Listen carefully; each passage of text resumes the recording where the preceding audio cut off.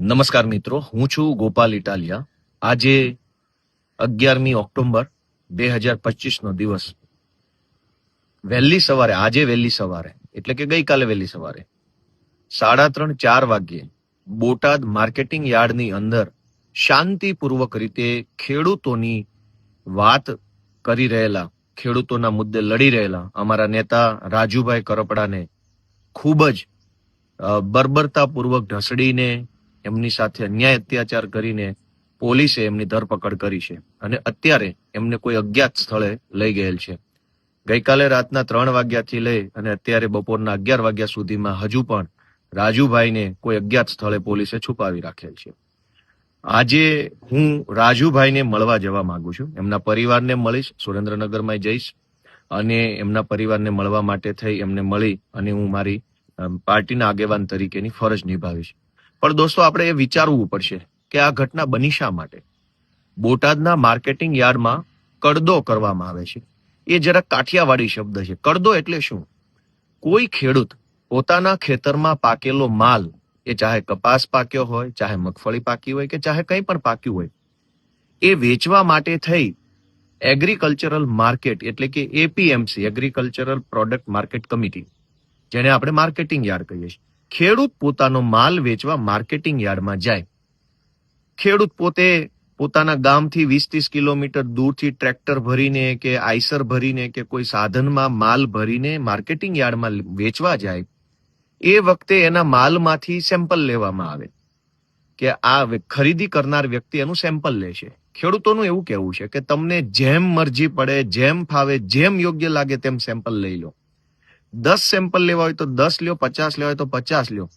પણ એક વખત જે સેમ્પલ ફાઇનલ થયું અને સેમ્પલના આધાર ઉપર જે ભાવ નક્કી થયો, ધારો કે કપાસનું સેમ્પલ લેવામાં આવ્યું, 10 સેમ્પલો લીધા, 10 સેમ્પલ ચેક કર્યા પછી એવું નક્કી થયું કે આ કપાસ 1400 રૂપિયામાં ખરીદવામાં આવશે.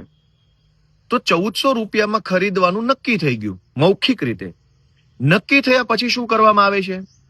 ખેડૂતને એમ કહેવામાં આવે છે કે તમે માર્કેટિંગ યાર્ડમાંથી તમારો કપાસ અમારી ફેક્ટરી ઉપર, અમારા જીન ઉપર કે અમારું ગોડાઉન ઉપર ત્યાં તમે તમારા ખર્ચે નાખી આવો. એટલે ખેડૂત પોતાના ખર્ચે ગામડેથી માલ માર્કેટિંગ યાર્ડમાં લઈ જાય, ત્યાંથી ખેડૂત પોતાના ખર્ચે ખરીદનાર વ્યક્તિના ગોડાઉન કે જીન ઉપર માલ નાખવા જાય. ત્યાં માલ નાખે, ત્યાં માલ 1400 રૂપિયામાં જે કપાસ વેચવાનું નક્કી થયું છે એ કપાસ ઠાલવે, એ કપાસ અનલોડ કરે. અડધે સુધી અનલોડ થઈ જાય કપાસ, પછી અચાનક એવું કહેવામાં આવે કે સેમ્પલ પ્રમાણેનો માલ નથી. આ અડધો કપાસ ખાલી કર્યો ગાડીમાંથી કે ટ્રેક્ટરમાંથી, અડધી મગફળી ઉતારી, પછી અમને એમ લાગે છે કે સેમ્પલ પ્રમાણે માલ નથી, તમારી ક્વોલિટી ખરાબ છે, પેલું છે, આમ છે, તેમ છે, એવા બહાના કાઢે. અને ખેડૂતને એમ કહેવામાં આવે કે ભાઈ અમે 1400 રૂપિયા આ માલ લેવા માંગતા નથી, તમારો માલ બધો પાછો ભરી લો અને તમારા ઘરે જતા રહો. આ લાચારીની પોઝિશનમાં ખેડૂતને એક ઓપ્શન આપવામાં આવે કે 1400 ના બદલે 1250 આપી દઉં જો તમે હા પાડો તો. હવે જે ખેડૂત ગામડેથી ટ્રેક્ટરમાં પોતાનો કપાસ કે પોતાનો સામાન ભરીને 20 કિલોમીટર દૂર માર્કેટિંગ યાર્ડમાં આવ્યો, માર્કેટિંગ યાર્ડમાં સેમ્પલ લેવાયું, સેમ્પલ પછી ભાવ નક્કી થયો, ભાવ નક્કી થયા, ખેડૂત સહમત થયા, એ પછી 10 કિલોમીટર દૂર બીજા ગોડાઉનમાં ખેડૂત માલ નાખવા જાય છે. એ માલ અનલોડ કરે છે, ઉતારે છે. અડધો ઉતર્યા પછી એમ કહેવામાં આવે કે હવે મારે માલ નથી લેવો, તું તારો માલ પાછો ભરીને ઘરે જતો રહે. આ લાચારીમાં ખેડૂત 1400 ના બદલે 1200 રૂપિયામાં પણ વેચવા તૈયાર થઈ જાય છે. તો નક્કી કર્યું હતું 1400, પણ વાસ્તવમાં આપવામાં આવ્યા 1200 અથવા 1250. તો જે 200 રૂપિયાનો કટ મારી લીધો લાચારીનો ફાયદો ઉપાડીને, એ 200 રૂપિયાને કડદો કહેવામાં આવે છે, એને કટ માર્યો, કે જેને અંગ્રેજી શબ્દ કટ કરી દીધો, લાચાર પોઝિશનમાં મૂકી. બોટાદના ખેડૂતોની એવી માંગણી છે કે ભાઈ તમે જેમ સેમ્પલ લેવું એમ લઈ લો, સેમ્પલ જોયા પછી તમે જે ભાવ નક્કી કરો, વેપારી અને ખેડૂત વચ્ચે જે ભાવમાં સહમતિ બને એ ભાવથી પાવલી ઓછી ન હોવી જોઈએ. બીજું કે ખેડૂત જે છે એ પોતાનો માલ વેચવા માટે એપીએમસી માર્કેટમાં આવ્યો છે. આખા દેશમાં જ અને આખા રાજ્યમાં સરકારી વ્યવસ્થા એ જ છે કે ખેડૂતે પોતાનો માલ એપીએમસી માર્કેટમાં જ વેચવાનો છે. તો ખેડૂતે જ્યારે એપીએમસી માર્કેટમાં માલ વેચી દીધો, 1400 રૂપિયામાં નક્કી થઈ ગયું, પછી ખેડૂતે શા માટે ગોડાઉને નાખવા જવાનું? એ તો માલ ખરીદનાર વ્યક્તિએ પોતાનો માલ ગોડાઉન પર નાખવાનો હોય.